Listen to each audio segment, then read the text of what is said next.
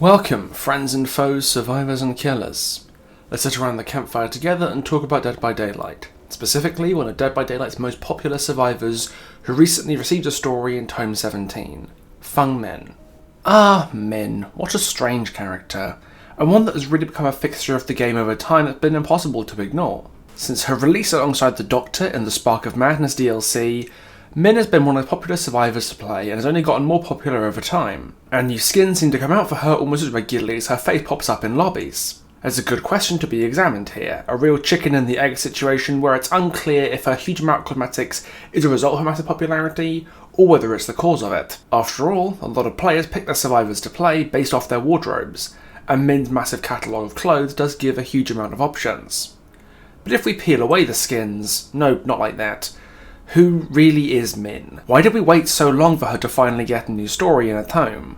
And after all this time, is it any good? To answer these questions, it's probably a good idea to start at the very beginning, with Min's base lore that got released a whole 6 years ago. And honestly, the story itself has aged fairly well in isolation. Min's story comes from the pre-Plague and Legion era of DBD lore, when DBD's character writing was a little less in-depth, and most survivors were just sort of loaded with one personality trait. Nia was the rebel, Meg was the athlete, Jake was the outdoorsman, but none of them were really able to get out of the shadow of that archetype. To this, Min kind of represented a step forwards, well, more of a half step really, because while she does just fit in with the fairly tried and tested competitive gamer formula, her story does have some wrinkles that give it a bit more meat than the archetype would suggest. Min lived her life before the fog in China, the only daughter of a loving but concerned family who kept a close eye on her as she grew up in front of a screen. From a young age, Min was entranced by video games, and despite her parents trying to curb her gaming time, Min would not be deterred, moving out as soon as she could to pursue a life of gaming at internet cafes outside of her parents' oversight. Before long, her skill and dedication earned her the online epithet of Shining Lion, and a place on a famous esports team.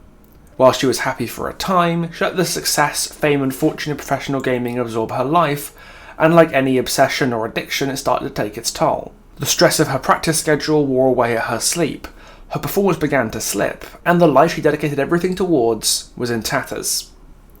Min dealt with this poorly, retreating to the bottom of a bottle and waking up in strange places with no memory of the night before, until one morning she woke up somewhere she really didn't recognise.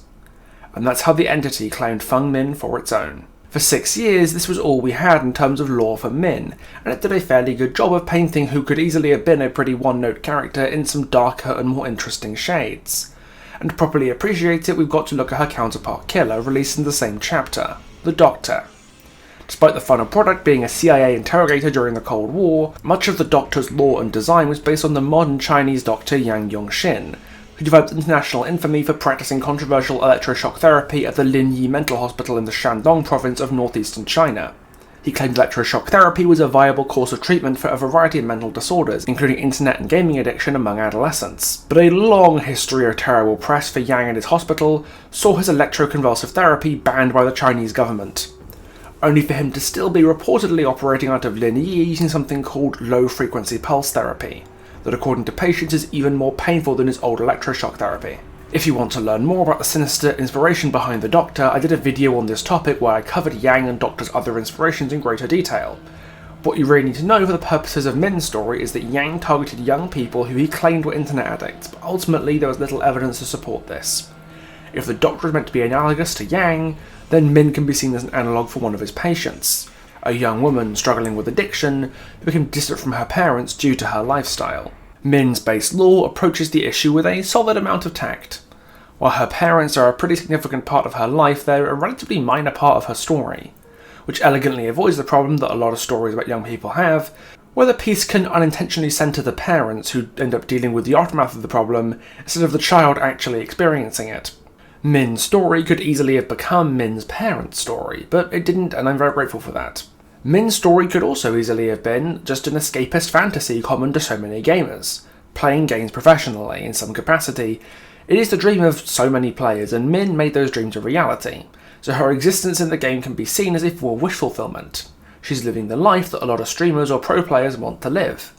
But there is more to her than that. Her life isn't just the player's dream, and the tribulations and stresses of living a life many would kill for aren't shied away from. In many ways, Min's life is the monkey's paw curling in the face of many young gamers aspiring for professional stardom, because almost every problem with her life boils down to the dream she's chasing and dedicating her life towards having unintended consequences that almost destroy her completely. It's a pretty mature story, and one that sets itself apart from many of the ambitious dream chasers we'd wind up seeing in later stories. Min achieved her dream, but the cost of it was so great, and the reality she'd signed up for hit her like a truck. She couldn't cope, and it tells a pretty mature story as a result. This set Min up exquisitely for a Tome story later down the line, because her life is eventful and realistic in equal measure. There's so many angles it could go down. We could get to know her team or her family, we could see her struggle to reach the top of the game, or the bitter taste of reality as she deals with the consequences of the life she's been dedicating herself to. Because her life balanced these two different elements, being a skilled professional gamer and suffering the consequences of that lifestyle, the prospect of a Tome for her looked really promising. So we waited, and waited, and waited. Empires rose and fell. Cosmetics rained down from the sky like confetti. Killers got released, reworked, and reworked again. Nobody knows what iridescent videotape does anymore.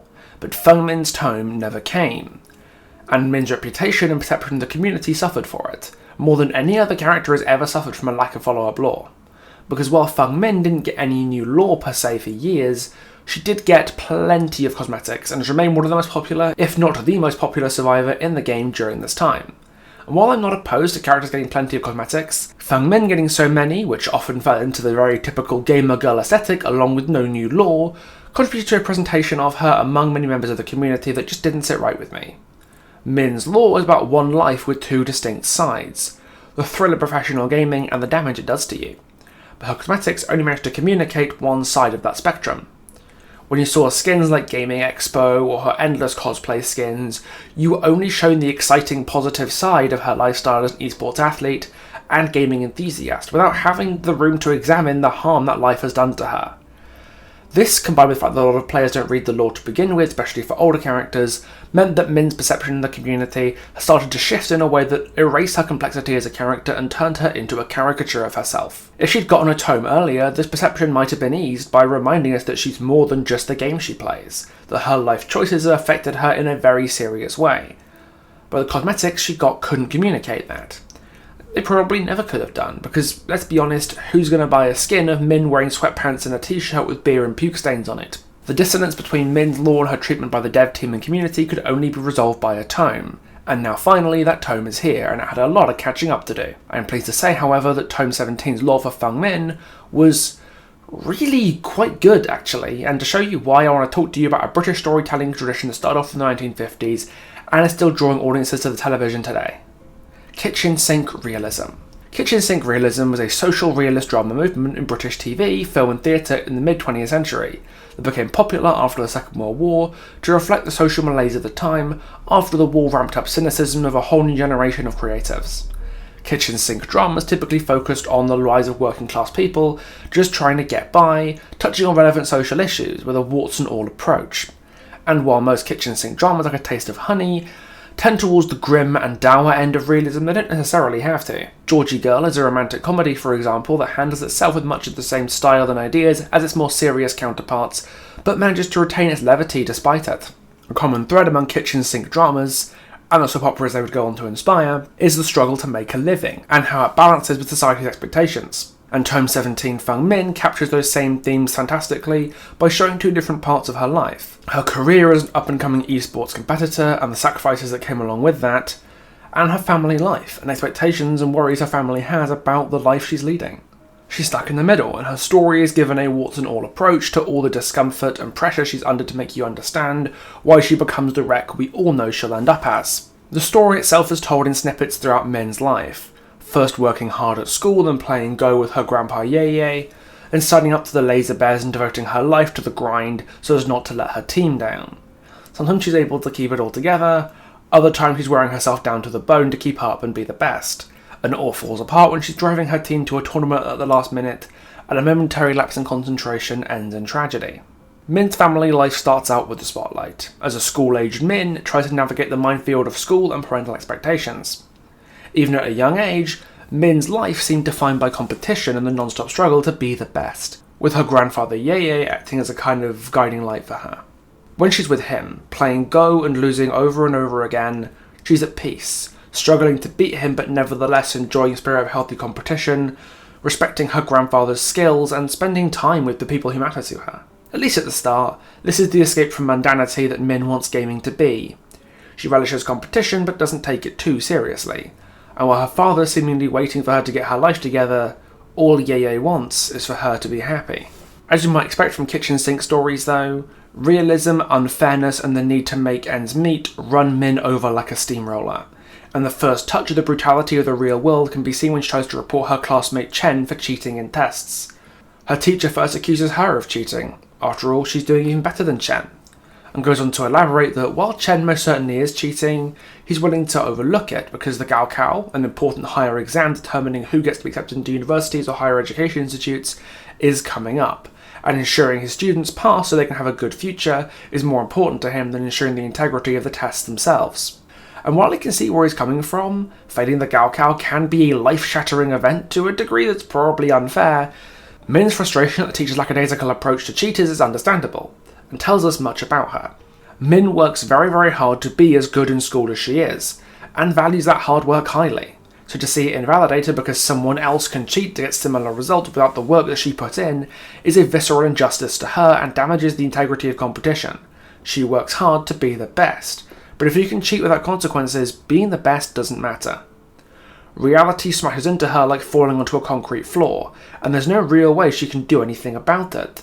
So the story just has to move on and leave Min and the reader with a realistically bitter lack of closure.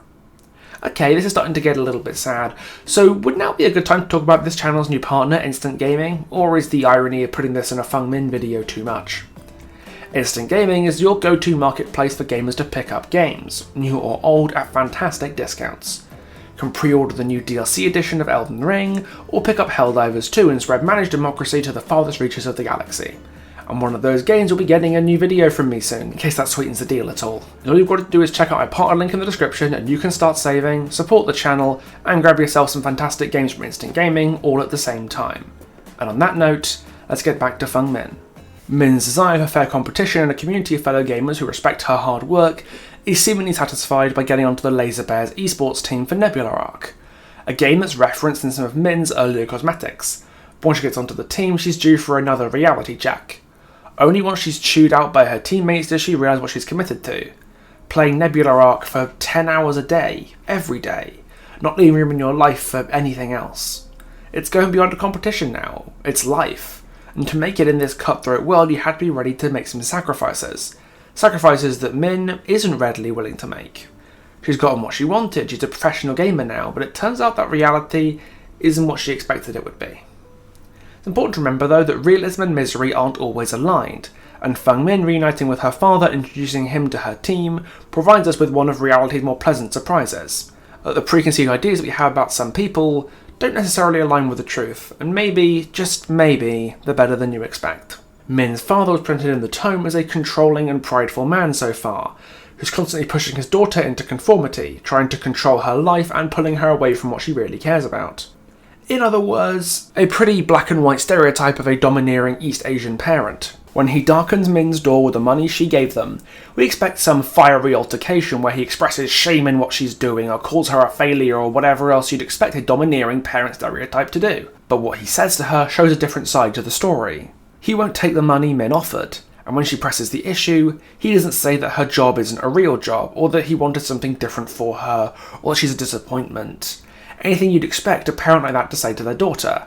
But instead that he knows Min, knows that something is wrong and wants her to keep the money because when she realises that something's wrong too and needs to get out for her own well-being, he wants her to have that money ready so she's able to do so. It's a perfectly smart and reasonable concern, especially if he doesn't see Min much these days, and it illustrates that no matter how domineering he was when Min was a child, and how severe he even appears today on her doorstep, he only ever had her best interests at heart, not just for himself, but for her. And it pays off when Mei and Min's other teammates come to the door, shake him warmly by the hand and talk about how proud they are of her, how valuable she is as a member of the team, how hard she's worked, and the successes that hard work has won them. And Min's father's reaction catches both her and the reader by surprise. He seems earnestly interested, waiting for Min to invite him in, and is finally, clearly proud of what his daughter has become. It's a reminder that just because the story is gunning for realism doesn't mean that it has to be cynical all the time. Just because the reality of a situation or a person doesn't align with your expectations of them, doesn't mean the surprise you're going to get has to be a bad one. As Mr. Feng waits to be invited in, Min's expectations of him get flipped on their head in a very satisfying way. And that makes this part of the story my favourite of all of it, because it reminds us that reality is not always grim and cynical. It's just surprising. And while we know that Min's life is only going to get worse from here, for now we just get to see a man proud of his daughter, and a daughter willing to let him in. Of course it all goes to hell in the end, because Min's high-stress lifestyle does get the better of her when taking the team to a tournament. The team driver didn't show up, everybody else can't drive, she has to get everyone there on time. She doesn't want to be late as she's gunning it down the highway on very little sleep. Everything she's done is ramping up to this moment, and under the fatigue and the pressure, she cracks. The van crashes, and with Min as the only survivor, we see the consequences of her actions writ large and unignorable. She worked so hard, went through so much practice and toil to be the best. But the damage it did to her, combined with epic bad luck, left her crippled with trauma and guilt. The laser bears were dead, every single one in the crash, except her. And she deals with losing everybody else by drinking herself into a stupor in bars and clubs where nobody will know who she is. Nobody can bother her. Nobody can see her.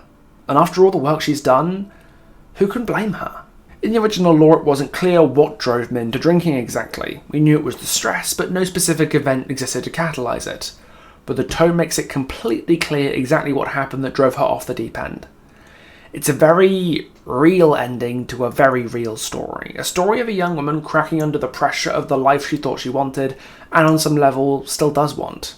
It's brutal, it's cruel, it's an ice-cold shock of water to the face, and it's exactly what Feng Min needed.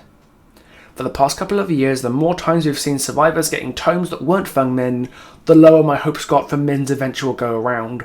Because a long wait when there's no immediate obvious reason for there to be one suggests to me that behaviour doesn't know what to do with the character, and whatever the end result will turn out half-baked and confused. But in the case of Min's story in Tome 17, it was most certainly worth the wait. Min needed a sobering and sincere story to be true to the character she used to be. Anything too saccharine that didn't touch on the grim consequences of her actions and decisions and lifestyle wouldn't have just not fit, it would have been outright tasteless. I'm so glad they managed to do her justice. To be honest, Tome 17 is one of my favourite tomes of all time, not necessarily because of the stories, although both Oni and Min have got exceptional stories, but because it showed something that I've been saying for ages. The old tome system, where older characters are prioritised for stories over newer ones, made for better stories all round. Tomes 14, 15 and especially 16 have been a bit hit and miss, ranging from pretty damn good but not perfect to outright embarrassing. The only story for a new character that's been on the level of the best of the old ones is Alan Wake's, which was written with heavy creative input from Sam Lake and the Remedy narrative team, which is kinda like getting Robert Oppenheimer to light your cousin's 10th birthday candles. But Tome 17 has marked a return to form for the tome stories. A recent decision by Behaviour has truly vindicated this idea that the old ways are generally the best. Tome 19 will not be starring the new characters, the Unknown and Sable, but instead go back to older characters again, specifically Zarina Kasia and Carmina Mora, otherwise known as the Artist.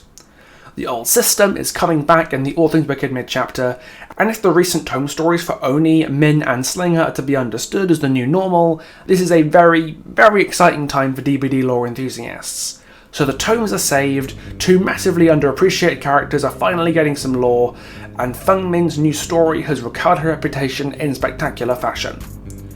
Maybe reality doesn't have to be so cruel after all. Wait, no, never mind, the twins rework is coming. Yeah, reality is actually miserable, everything sucks, like and subscribe, and I'll see you next time.